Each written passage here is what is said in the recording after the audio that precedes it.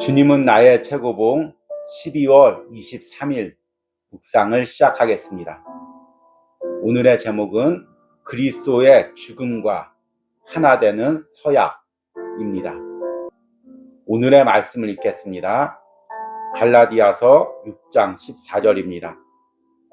그러나 내게는 우리 주 예수 그리스도의 십자가 외에 결코 자랑할 것이 없으니 그리스도로 말미암아 세상이 나를 대하여 십자가에 못 박히고 내가 또한 세상을 대하여 그러하니라. 아멘. 어제 묵상에서는 의지의 항복이라는 제목으로 우리의 의지의 부분을 다루었습니다. 우리가 주님을 최고로 여기고 주님의 거룩을 닮아가는 것은 저절로 되는 것이 아니라 매 순간 나의 의지를 들여서 선택해야 되는 문제라고 말씀을 드렸습니다.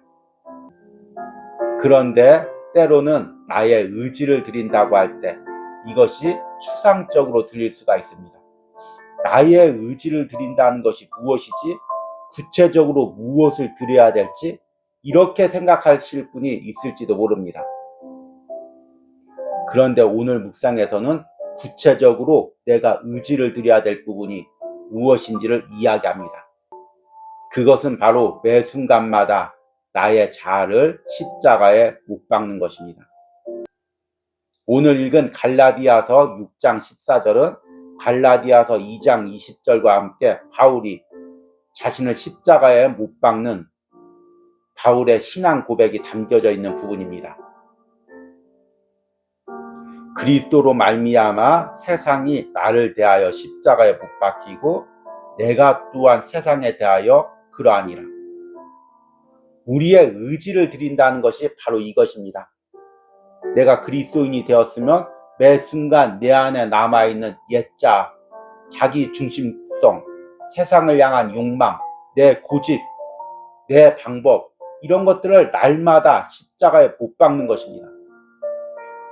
이것은 해도 되고 안 해도 되는 문제가 아닙니다. 그리스도인이라면 반드시 이 과정을 거쳐야 합니다. 오늘 묵상의 제목이 그리스도의 죽음과 하나 되는 서약입니다. 서약이란 무엇일까요? 서로 중요한 관계를 맺는 중요한 의식 때 드리는 약속인 것입니다. 이것은 한 사람이 마음대로 깰 수가 없는 것입니다. 내가 그리스도인이 되기로 결단했으면 십자가 앞에서 하나님과 서약을 맺은 것입니다. 날마다 내 옛자를 십자가에 못 박으며 하나님의 거룩을 닮아가기로 약속한 것입니다. 이것은 내가 마음대로 깨트릴 수가 없고 또 포기할 수도 없는 것입니다. 그리스도인이라면 마땅히 거쳐야 할 과정입니다. 그리고 그 과정에서 매 순간 내 의지를 드려야 됩니다. 오늘 묵상을 통해서 그리스도인이 매 순간 나를 십자가에 못 박는 이 의지를 드린다는 것이 어떤 의미인지를 묵상해 보시기 바랍니다. 오늘의 묵상입니다. 예수 그리스도의 복음은 언제나 우리의 의지에 호소합니다. 하나님께서 그리스도의 십자가상에서 죄에 대해 내리신 판결을 받아들입니까? 예수 그리스도의 죽음에 관해 아주 작은 관심이라도 있습니까? 그리스도의 죽음과 일치되기를 원하며 그리스도와 하나 되기 위해 나 자신과 죄와 세상에 대한 모든 관심을 철저히 제거하기를 원합니까? 그분 외에 모든 것을 향해 죽기를 원합니까? 제자도의 가장 위대한 특권은 주님의 십자가 아래에서 서약할 수 있다는 점입니다. 이 서약은 죄에 대한 죽음을 뜻합니다. 예수님과 함께 하든지 당신 안에 있는 죄를 놓지 않든지 둘 중에 하나를 하십시오. 어떤 희생을 치르더라도 그리스도의 죽음과 진정으로 하나가 되겠다고 주님께 말씀드리십시오. 그 즉시 당신은 주께서 십자가상에서 이루신 일에 대해 확신을 갖게 될 것입니다. 그리고 주님의 죽음과 하나가 되는 초자연적인 사건이 발생하게 될 것입니다. 이때 당신은 당신의 옛자아가 그리스도와 함께 죽었다는 초월적 지식을 알게 될 것입니다. 당신의 옛자아가 그리스도와 함께 죽었다는 증거는 당신 안에 있는 하나님의 생명이 당신으로 하여금 놀라울 정도로 쉽게 그리스도 예수의 음성에 순종할 수 있도록 한다는 점입니다. 종종 주님께서는 주님이 없었다면 우리가 어떠했을지에 대해 보여줍니다. 나를 떠나서는 너희가 아무것도 할 수 없습니다. 바로 이러한 이유로 기독교의 바탕은 주 예수님께 드리는 인격적이며 열정적인 헌신입니다. 우리는 종종 하나님의 나라에 처음 소개받았을 때 그 환희를 우리를 주의 나라로 인도하신 하나님의 목적으로 오해합니다.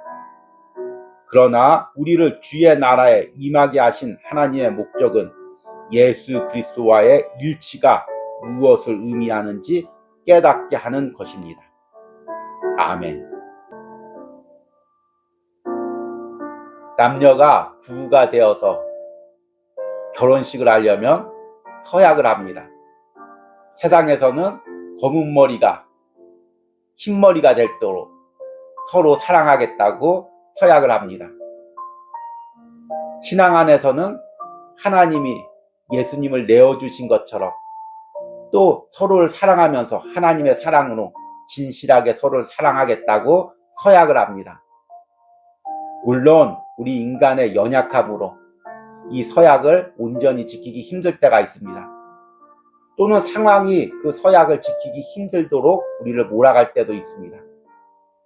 그러나 부부 생활을 한다는 것, 가정을 이룬다는 것은 그 서약을 지키기 위해서 매 순간 내 의지를 드리는 것입니다.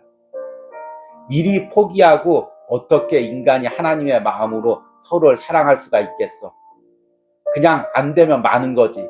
이런 마음을 가지고 부부 생활을 한다면 그 부부 생활은 처음부터 이루어질 수가 없을 것입니다. 우리의 신앙생활도 마찬가지입니다. 내가 그리스도인이 된다는 것은 하나님 앞에서 서약을 한 것입니다. 내가 평생 예수님과 함께 나의 죄를 십자가에 못 박고 내 옛자가 새자로 거듭나서 주님의 거룩을 닮아가고 하늘나라까지 주님과 동행하겠다고 서약을 한 것입니다. 물론 인간의 연약함으로 매 순간 이 서약을 지키지 못할 때가 있습니다. 그러나 아예 이 서약이 없는 것처럼 포기하고 내 옛자로, 내 고집대로, 내 방법대로 신앙생활하고 주의 일을 한다면 그 사람은 온전히 주님과의 관계를 맺어갈 수가 없는 것입니다. 그러기에 신앙의 가정에서 매 순간 나의 의지를 들여서 내 안에 있는 죄를 십자가에 못 박으며 주님의 거룩을 닮아가는 과정은 우리가 피할 수 없는 과정인 것입니다. 이 부분을 오늘 묵상에서는 이렇게 이야기합니다. 그리스도의 죽음과 일치되기를 원하며 그리스도와 하나 되기 위해 나 자신과 죄와 세상에 대한 모든 관심을 철저히 제거하기를 원합니까?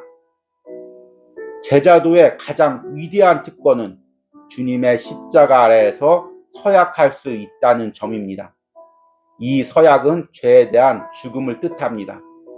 예수님과 함께 하든지 당신 안에 있는 죄를 놓지 않든지 둘 중에 하나를 하십시오. 어떠한 희생을 치르더라도 그리스도의 죽음과 진정으로 하나 되겠다고 주님께 말씀을 드리십시오. 오늘 묵상해 보니까 제자도의 특권은, 다른 말로 하면 예수님의 제자의 특권은, 그리스도인의 특권은 그리스도의 십자가 앞에서 서약할 수 있다는 것이라고 말합니다. 그 서약은 무엇입니까? 내가 내 안의 죄를 날마다 주님의 십자가에 못 박기로 약속할 수 있다는 것입니다. 이것은 부담감이 아니라 우리의 특권이라는 것입니다.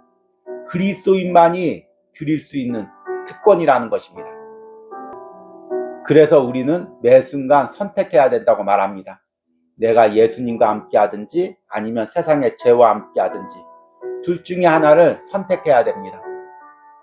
저자는 이 부분을 내 안에 있는 죄된 옛자와 함께하는 것인지 아니면 그리스도와 함께 새로 태어난 새자와 함께하는 건지 이것을 선택하는 문제라고 이야기합니다.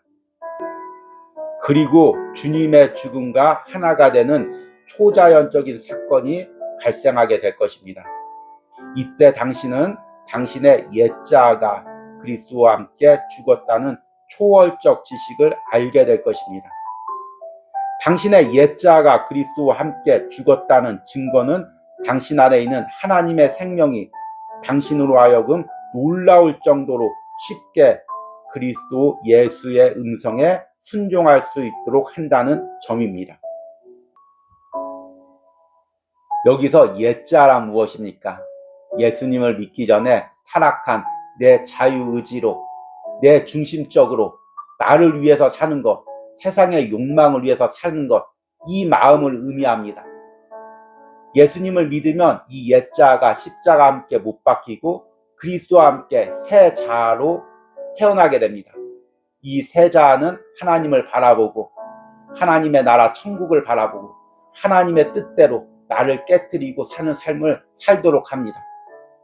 그런데 그리스도인이 되어도 여전히 내 마음 한구석에는 옛자의 부분이 남아 있습니다.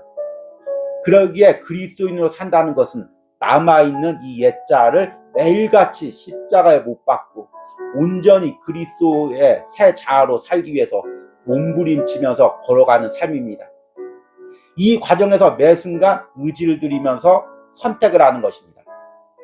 내가 나 편한 대로, 나 익숙한 대로, 내 욕심 채우는 대로 옛자아대로 살 것인지 아니면 성령님이 주시는 새 자아대로 온전히 예수님께 순종하며 하나님을 위해 살 것인지 이것을 선택해야 되는 것입니다.